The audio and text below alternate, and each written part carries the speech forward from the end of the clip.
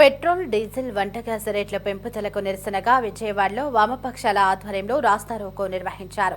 Krishnalanka national హైవేపై అరగంట పాటు వాహన రాకపోకలు నిలిచిపోయాయి. ఈ సందర్భంగా కేంద్ర, రాష్ట్ర ప్రభుత్వాల పన్నుల ధరల భారాలకు నిరసనగా వామపక్ష నేతలు పెద్ద ఎత్తున నినాదాలు చేశారు. 12 సంవత్సరాలు పాలించి మోడీ రికార్డు బ్రేక్ చేయడం కాదని, పన్నులు ధరలు పెంచడంలో రికార్డు బద్దలు కొట్టారని నేతలు విమర్శించారు.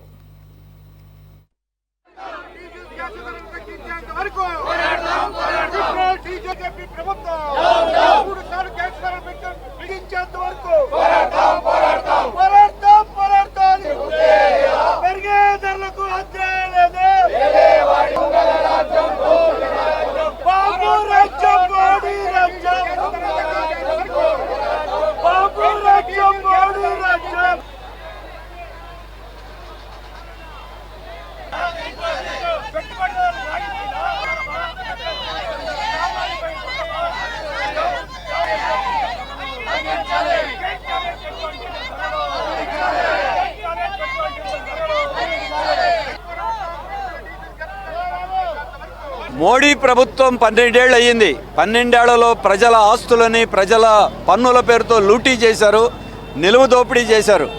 పెట్రోలు, డీజిలు, వంట గ్యాస్ మీద 40 లక్షల కోట్ల రూపాయల ట్యాక్సుల పేరుతో ఖజానా నింపుకుంది కేంద్ర ప్రభుత్వం.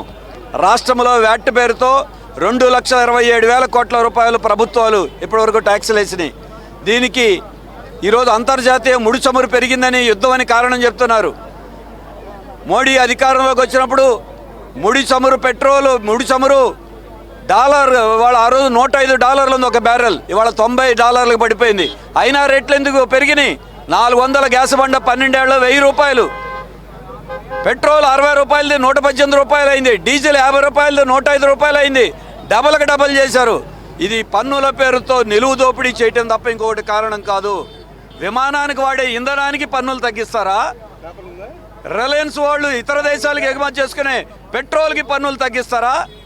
సామాన్యులు వాడేటువంటి గ్యాస్ బండికి, డీజిల్, పెట్రోల్కి ట్యాక్సులు వేస్తారా?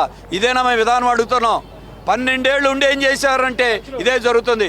ఆంధ్రప్రదేశ్లో ఉన్న టీడీపీ, జనసేన, చంద్రబాబు, పవన్ కళ్యాణ్ ఇందులో భాగస్వాములే. ప్రజల పైన కోట్ల రూపాయల భారాలు మోపుతా ఉంది. ఇంటికి వాడుకునేటటువంటి గ్యాసు గత మార్చి 7వ తారీఖున 60 రూపాయలు పెంచింది. నిన్న మరలా 29 రూపాయలు, వెలసి 89 రూపాయలు ఇంటికి వాడుకునేటటువంటి గ్యాస్ ధరను పెంచింది. అలాగే కమర్షియల్ గ్యాస్ ధర ఎప్పుడు చరిత్రలో లేనటువంటి పద్ధతిలో 950-40 రూపాయలు అమాంతం ఒక్కసారిగా పెంచడం అనేటటువంటి జరిగింది. పెట్రోల్, డీజిల్ అయితే మే నెలలో 11 రోజుల్లో 4 సార్లు పెంచినటువంటి పరిస్థితి. బీజేపీ ప్రభుత్వం అధికారంలోకి వచ్చిన తర్వాత ఈ 12 సంవత్సరాల కాలంలో 30 లక్షల కోట్ల రూపాయలు కేంద్ర ప్రభుత్వ ఖజానా నింపుకొని ప్రజల మీద భారాలు మోపింది. అందుకని ఈ రోజున వామపక్షాలుగా, సిపిఐగా మేము ప్రశ్నిస్తా ఉన్నాం. ఈ రాష్ట్రంలో ఉన్నటువంటి ముఖ్యమంత్రి చంద్రబాబు నాయుడు గారు లేకపోతే పవన్ కళ్యాణ్ గారు స్పష్టంగా తన వైఖరి చెప్పాలి.